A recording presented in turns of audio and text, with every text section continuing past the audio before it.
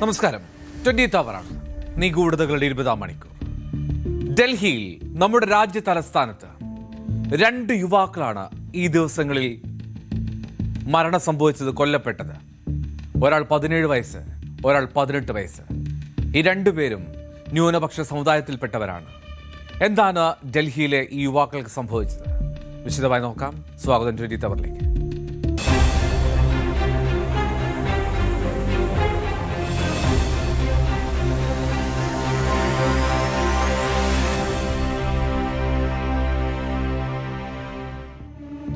ഭാര്യയെ കൊന്ന ശേഷം അപകടമരണമെന്ന് വരുത്തി തീർക്കാൻ ശ്രമം, പടികളിൽ നിന്ന് വീണു മരിച്ചുവെന്ന വാദം, ഡമ്മി ഉപയോഗിച്ച് തെളിവ് ശേഖരിച്ച് പോലീസ്.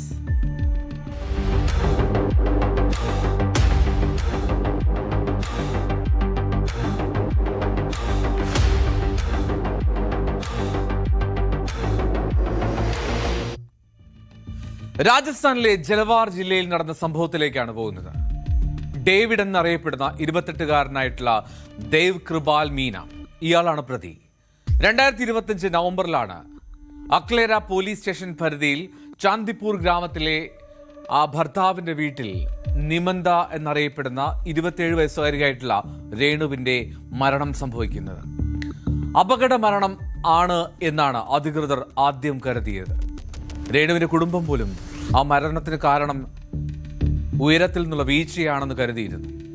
എന്നാൽ പോലീസിന് തോന്നിയ ചില സംശയങ്ങൾ, അതാണ് കൊലപാതകമെന്ന നിഗമനത്തിലേക്ക് കാര്യങ്ങൾ എത്തിച്ചത്. ഈ രേണുവിന്റെ ഭർത്താവ് ഡേവിഡ് എന്ന് വിളിക്കുന്ന ഇയാൾ ഉയരത്തിൽ നിന്നുള്ള പടിയിൽ നിന്ന് വീണ് മരിച്ചു, അപകടത്തിൽ പറ്റിയ മരണമാണ് എന്നാണ് ആദ്യം പോലീസിനെയും ബന്ധുക്കളെയും ധരിപ്പിച്ചത്. അത്തരത്തിലാണ് കാര്യങ്ങൾ ആദ്യം പോയത്. പക്ഷേ പിന്നീട് അതിന്റെ ഗതി മാറി. ശരീരത്തിലെ മുറിവുകളിലും അപകടമരണം സംഭവിച്ചു എന്ന് പറഞ്ഞ സ്ഥലത്തെ സാഹചര്യങ്ങളിലെ അസ്വാഭാവികതയിലും സംശയങ്ങൾ ഉയർന്നു. അങ്ങനെ പോസ്റ്റ്മോർട്ടം റിപ്പോർട്ട് വന്നു. പോസ്റ്റ്മോർട്ടം റിപ്പോർട്ടിൽ രേണു എന്ന ഈ സ്ത്രീയുടെ ശരീരത്തിൽ 19 മുറിവുകൾ ഉണ്ടായിരുന്നുവെന്ന് രേഖപ്പെടുത്തിയിരിക്കുന്നു. വീഴ്ചയല്ല, ഈ മുറിവുകളാണ് അവളുടെ മരണത്തിന് കാരണമെന്നും മെഡിക്കൽ ബോർഡിന്റെ വിലയിരുത്തലുണ്ടായി. അങ്ങനെയാണ് കൊലപാതകത്തിലേക്ക് കാര്യങ്ങൾ എത്തുന്നതും കൊലപാതക കേസ് പോലീസ് രജിസ്റ്റർ ചെയ്യുന്നതും. ഫോറൻസിക് പരിശോധനയിലാണ് ഒരു മൽപ്പിടുത്തം നടന്നതിന്റെ സൂചനകൾ അവിടെ കണ്ടെത്തിയത്. രക്തക്കറകളും ഒപ്പം ആ മുറിയിലെ തകർന്നു വീണ സാധനങ്ങളുമൊക്കെ സാഹചര്യ തെളിവുകളായി. ഞെട്ടിക്കുന്ന മറ്റൊരു വിവരം കൂടി പോലീസ് ഈ അന്വേഷണത്തിനിടയിൽ കണ്ടെത്തി. കൊലപാതകം കഴിഞ്ഞ് ആ കൊലപാതക ശേഷം ആ മൃതദേഹം ആ വീട്ടിൽ തന്നെ ഉപേക്ഷിച്ച ശേഷം ഇയാൾ കാറെടുത്ത് ഒരു ഹോട്ടലിലേക്കാണ് പോയത്. അവിടെ താമസിക്കാൻ പോയതാണ്. മറ്റൊരു സ്ത്രീയുമായി കഴിയുന്നതിന്റെ ദൃശ്യങ്ങൾ പോലീസിന് കിട്ടി. ആ സ്ത്രീയുമായി ആ രാത്രി ചെലവിട്ട ശേഷം പിറ്റേന്ന് പുലർച്ചെ അതിരാവിലെ തന്നെ ഹോട്ടലിൽ നിന്നും വീട്ടിലേക്ക് എത്തിയാണ് രേണുവിന്റെ മൃതദേഹം ആശുപത്രിയിലേക്ക് തന്നെ കൊണ്ടുപോകുന്നത്. അതിന്റെ CCTV ദൃശ്യങ്ങളും പോലീസ് കണ്ടെത്തി.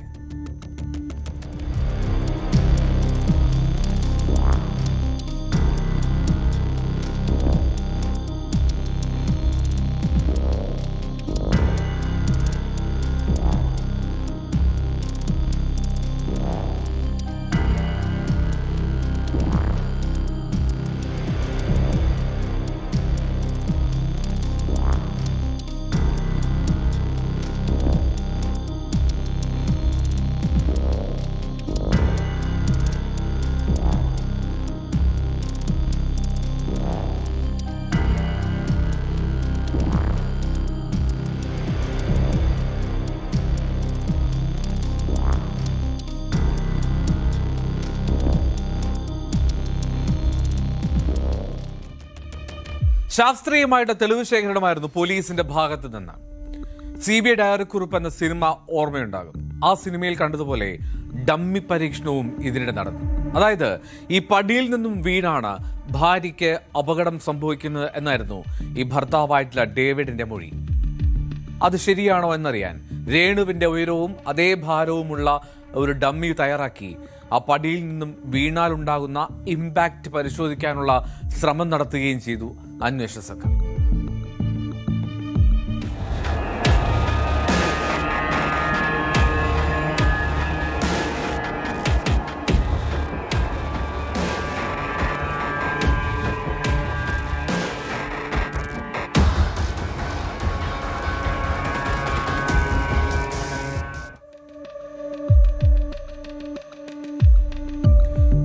കുറ്റകൃത്യത്തിന് പിന്നിലെ കാരണം ദാമ്പത്യത്തിലെ ചില അസ്വാരസ്യങ്ങളാണ് എന്നാണ് അധികൃതർ പറയുന്നത്.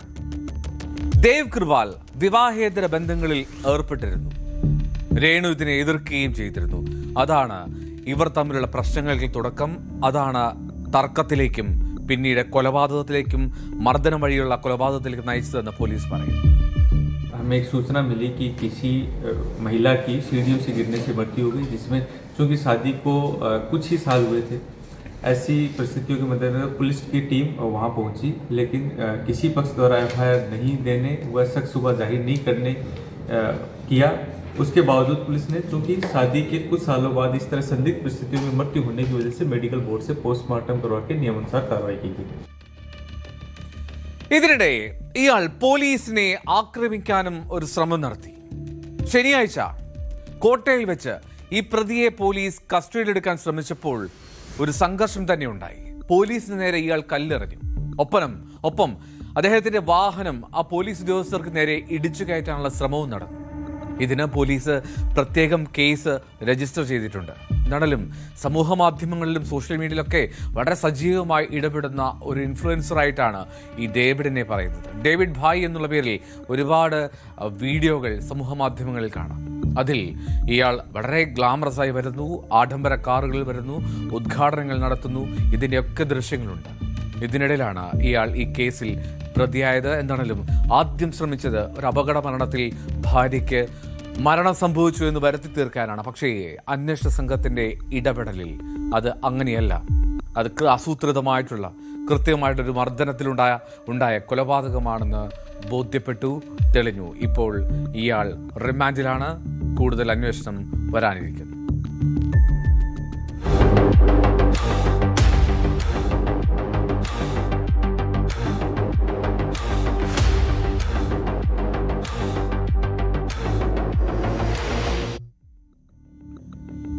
ജീവനൊടുക്കിയ ഭാര്യയുടെ കാമുകനെ വകവരുത്തി യുവാവും സംഘവും. വെടിവെച്ച് വീഴ്ത്തിയത് കൃഷിയിടത്തിൽ നിന്ന് മടങ്ങും വഴി.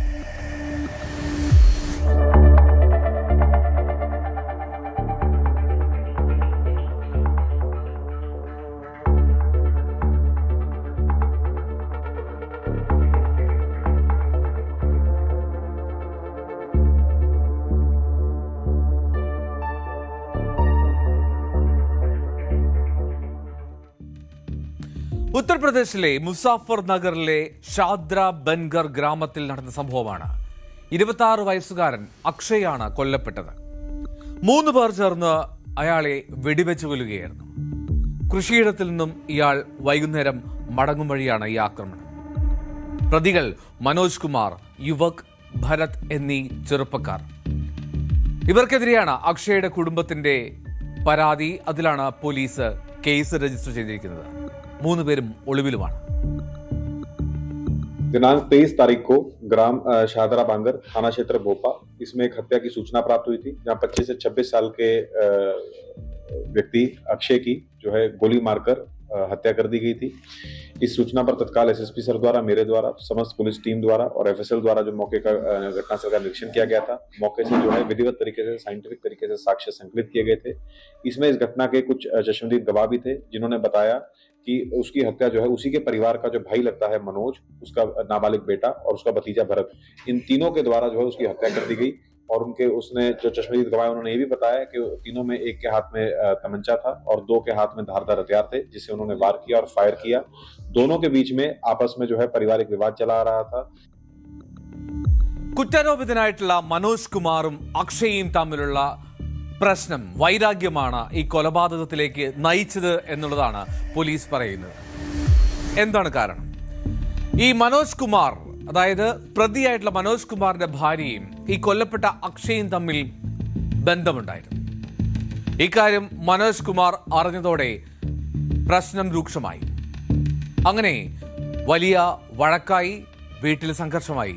തുടർന്ന് ഈ മനോജിന്റെ ഭാര്യ, അതായത് ഈ കൊല്ലപ്പെട്ട അക്ഷയയുടെ കാമുകി, അവർ ആത്മഹത്യ ചെയ്തു.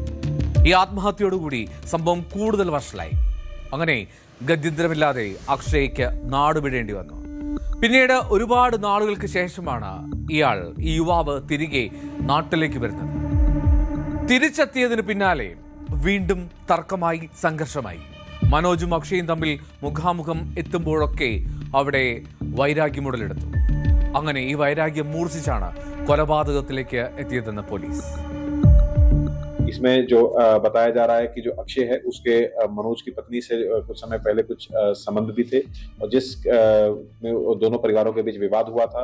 मनोज की पत्नी ने 6 महीने पहले इसी विवाद के चलते हुए जहर खाकर आत्महत्या भी कर ली थी और अक्षय जो है ज्यादातर गांव से बाहर ही रह रहा था उस विवाद के बाद से। कल घटना से एक दिन पहले वो गांव जब वापस आया था तो दोनों परिवारों के बीच में आपस में टकरारबाजी हुई, कमेंटबाजी हुई और जिसके बाद तीनों लोगों ने जो है उसकी गोली मारकर जो है उसकी हत्या कर दी।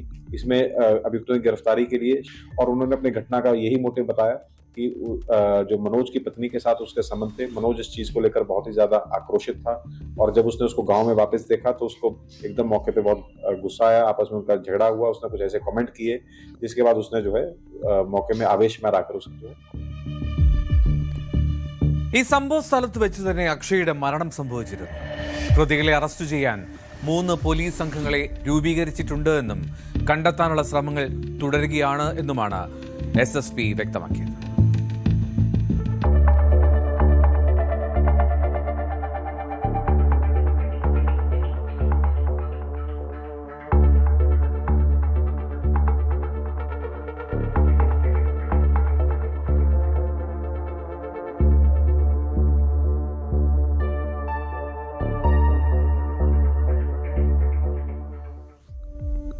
ഡൽഹിയിൽ നടന്ന 2 കൊലപാതകങ്ങൾ, അത് 2 യുവാക്കളുടെ, ഒരാൾക്ക് 17 വയസ്സ്, ഒരാൾക്ക് 18 വയസ്സ്. എന്താണ് രാജ്യതലസ്ഥാനത്ത് സംഭവിക്കുന്നത്? ഈ ന്യൂനപക്ഷ സമുദായത്തിൽപ്പെട്ട ഇവരെ ആരാണ് ഇത്തരത്തിൽ കൊന്നത്? വാർത്തയിലേക്ക് എത്താം ഇടവേളയ്ക്ക് ശേഷം.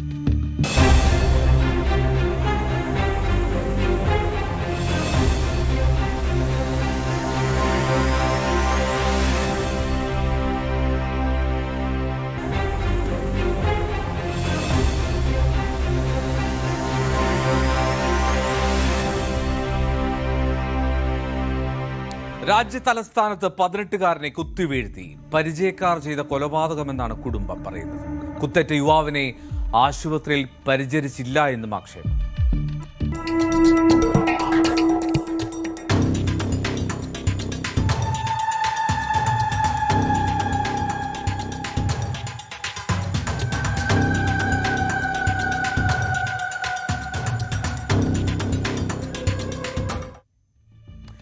ഡൽഹിയിലെ സുഭാഷ് മൊഹലയിൽ നിന്നുള്ള മുഹമ്മദ് ആസിഫ് എന്ന 18-കാരനാണ് കുത്തേറ്റു മരിച്ചത്.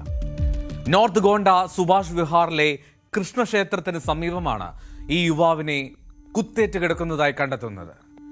വിവരമറിഞ്ഞ ഭജൻപുര പോലീസ് സംഘം അവിടെ സ്ഥലത്തെത്തി. പക്ഷേ അതിനു മുമ്പ് തന്നെ വിവരമറിഞ്ഞെത്തിയ ഈ ആസിഫ് എന്ന ചെറുപ്പക്കാരന്റെ വീട്ടുകാർ തന്നെ അവനെ ആശുപത്രിയിലേക്ക് കൊണ്ടുപോയിരുന്നു. എന്താണ് ശരിക്കും നടന്നത് എന്നുള്ള കാര്യത്തിൽ വീട്ടുകാർക്കും വ്യക്തതയില്ല. ഇത് നേരം പുലരും മുമ്പാണ് ഈ സംഭവം. യുവാക്കൾക്കിടയിലുണ്ടായ ഒരു തർക്കത്തിന് പിന്നാലെ ആക്രമണം നടന്നു എന്ന് കരുതുന്നു ആസിഫിന്റെ കുടുംബം. പക്ഷേ അതിലൊരു വ്യക്തത വരണം. എന്താണെങ്കിലും ഇങ്ങനെ കുത്തേറ്റ് ഇയാൾ ആ ക്ഷേത്ര പരിസരത്ത് വീണ് കിടക്കുന്ന വിവരം ചില കുട്ടികളാണ് അവന്റെ വീട്ടിൽ അറിയിക്കുന്നത്. तो लड़ाई हो गई होगी इनमें, अब ये पता नहीं वजह तो क्या कोई दुश्मनी या कोई क्या पहचान वाले मारने वाले तो जानने वाले होंगे कोई आपस के ही के। कोई पता नहीं लगा अभी कोई पता नहीं लगा। पुलिस क्या कह रही है, कोई पकड़ा गया नहीं? अभी तो पकड़ा नहीं गया। किस जगह की बात है ये 10 नंबर के लिए आगे की है। हाँ अभी पुलिस आ गई है? पुलिस तो आ गई। क्या मारा था? चाकू मारा है उसके, कबर वहीं पड़ा हुआ मिला है चाकू का।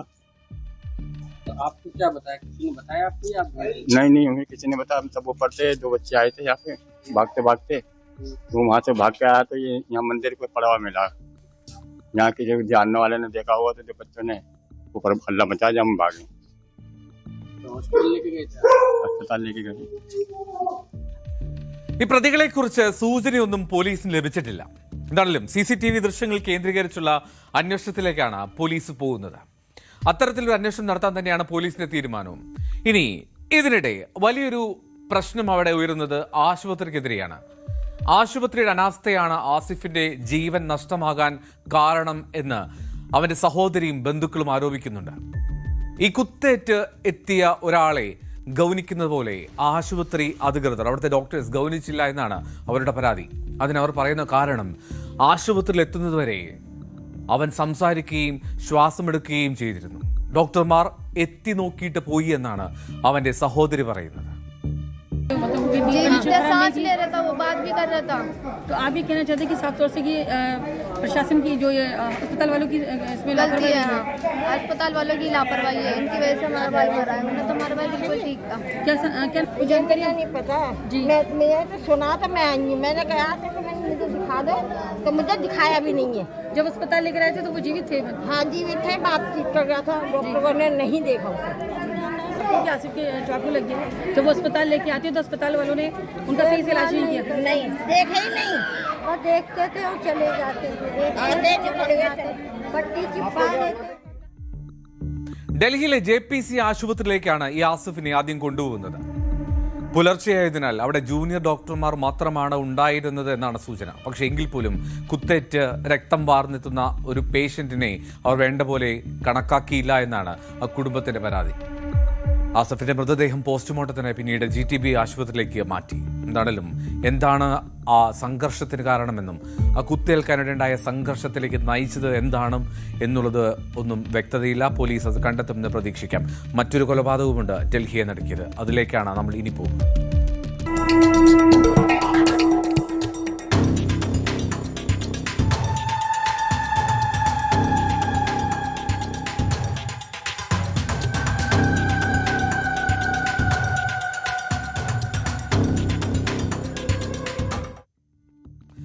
ഡൽഹിയെ ഞെട്ടിച്ച് വീണ്ടും ഒരു യുവാവിന്റെ കൊലപാതകം. 17-കാരനെ മരിച്ച നിലയിൽ കണ്ടെത്തിയത് ഒരു പാർക്കിൽ. കൊലക്കേസ് രജിസ്റ്റർ ചെയ്ത് അന്വേഷണം ആരംഭിച്ചു പോലീസ്.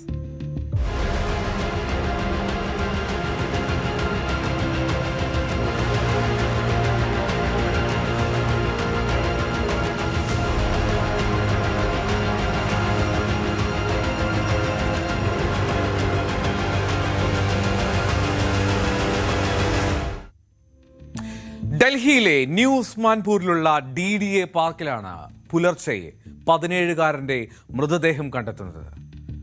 നേരത്തെ നമ്മൾ കണ്ടതുപോലെ ഇതും അതിരാവിലെ സമയത്താണ്. ഈ പ്രദേശത്ത് തന്നെ താമസിക്കുന്ന സയ്യിദ് എന്ന 17-കാരനാണ് കൊല്ലപ്പെട്ടതെന്ന് പിന്നീട് പോലീസ് അന്വേഷണത്തിൽ വ്യക്തമായി. ഈ പുലർച്ചെ പാർക്കിൽ വ്യായാമത്തിനെത്തിയ ചിലരാണ് ആ മൃതദേഹം കണ്ട് പോലീസിനെ വിവരമറിയിക്കുന്നത്. പോലീസ് സംഘം സ്ഥലത്തെത്തി. അങ്ങനെ പോലീസ് തന്നെയാണ് ആ മൃതദേഹം ആ പാർക്കിൽ നിന്നും ഇൻക്വസ്റ്റിന് ശേഷം ആശുപത്രിയിലേക്ക് മാറ്റുന്നത്. എപ്പോൾ സംഭവിച്ചു എന്നോ എന്താണ് കൊലപാതകത്തിന് കാരണമെന്നോ പ്രദേശവാസികൾക്ക് ഒന്നും മനസ്സിലായിട്ടില്ല. പക്ഷേ തുടർച്ചയായി ഇത്തരത്തിൽ യുവാക്കൾ കൊല്ലപ്പെടുന്നതിലുള്ള ആശങ്ക പ്രദേശവാസികൾ പങ്കുവയ്ക്കുന്നു. सर ये नहीं कह सकते चाकू मार रखा है जैसे डंडे से, तो सर एक तो पुलिस का काम है अगर चेक करके बताने का। हमारे पास तो जैसे भी है ये डेड बॉडी है सामने, ये पुलिस बताइएगी क्या है इसका। ഈ രണ്ട് കൊലപാതകങ്ങൾക്കും സമാനമായിട്ടുള്ള ചില കാര്യങ്ങളുണ്ട്. രണ്ടും പുലർച്ചെ നടന്ന ആക്രമണങ്ങൾ, അതായത് രാത്രിയുടെ മറവിലാണ് ആ കൊലപാതക ശ്രമങ്ങളും അല്ലെങ്കിൽ കൊലപാതകവും. രണ്ടും കത്തികൊണ്ട് സമാനമായ രീതിയിൽ കൊലപ്പെടുത്തി എന്നുള്ളതാണ് ആ പ്രദേശവാസികൾ, ഡൽഹിയിലുള്ള നിവാസികൾ പറയുന്നത്. എന്നാണെങ്കിലും ഫോറൻസിക് സംഘം സ്ഥലത്തെത്തി തെളിവുകൾ ശേഖരിച്ചിട്ടുണ്ട്. എന്താണ് മരണകാരണമായത് എന്നുള്ളത് പോസ്റ്റ്മോർട്ടം റിപ്പോർട്ട് ലഭിച്ചാലേ വ്യക്തമാവൂ എന്നാണ് പോലീസ് പറയുന്നത്. എന്നാലും ഭാരതീയ ന്യായ സംഹിതയിലെ സെക്ഷൻ 1031 കൊലപാതക കുറ്റത്തിന് കേസെടുത്തിട്ടുണ്ട്. കൂടുതൽ പോലീസ് സംഘങ്ങളെ വിനിയോഗിച്ച് അന്വേഷണം നടത്താനാണ് തീരുമാനം. എന്താണെങ്കിലും ഇതിലും പ്രതികളെക്കുറിച്ച് യാതൊരു സൂചനയോ വ്യക്തതയോ ഇല്ല. ഒരു പാർക്കിൽ നടന്ന കൊലപാതകമാണ്. അപ്പോൾ ആ പാർക്കിന് സമീപത്തുള്ള CCTV ദൃശ്യങ്ങൾ തന്നെ കേന്ദ്രീകരിക്കാനാണ് പോലീസിന്റെ ആലോചനയും ശ്രമവും. ഈ രണ്ട് കൊലപാതകങ്ങൾ, ഒരാൾ 18 വയസ്സ്, ഒരാൾ 17 വയസ്സ്. ഈ രണ്ട് ചെറുപ്പക്കാർക്ക് എന്താണ് സംഭവിച്ചത്, എങ്ങനെയാണ് ഈ കൊലപാതകത്തിലേക്ക് കാര്യങ്ങൾ എത്തിയത് എന്നുള്ളതിൽ ഒരു വ്യക്തത ഉടൻ തന്നെ ഉണ്ടാകും. പ്രത്യേകിച്ചും രാജ്യത്തിൻ്റെ തലസ്ഥാനത്ത് നടന്ന കൊലപാതകങ്ങളാണ്, അതും രണ്ട് യുവാക്കളുടേത്. അതിലൊരു വ്യക്തത വന്നേ മതിയാകും.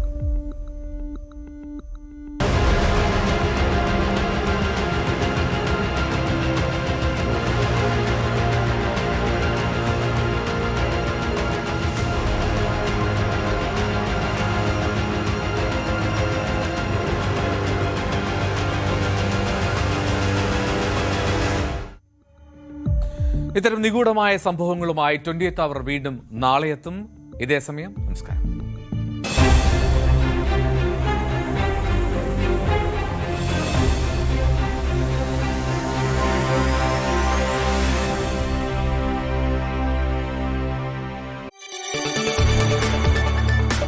കൂടുതൽ വാർത്തകൾക്ക് News 18 Keralam YouTube channel subscribe ചെയ്യുക.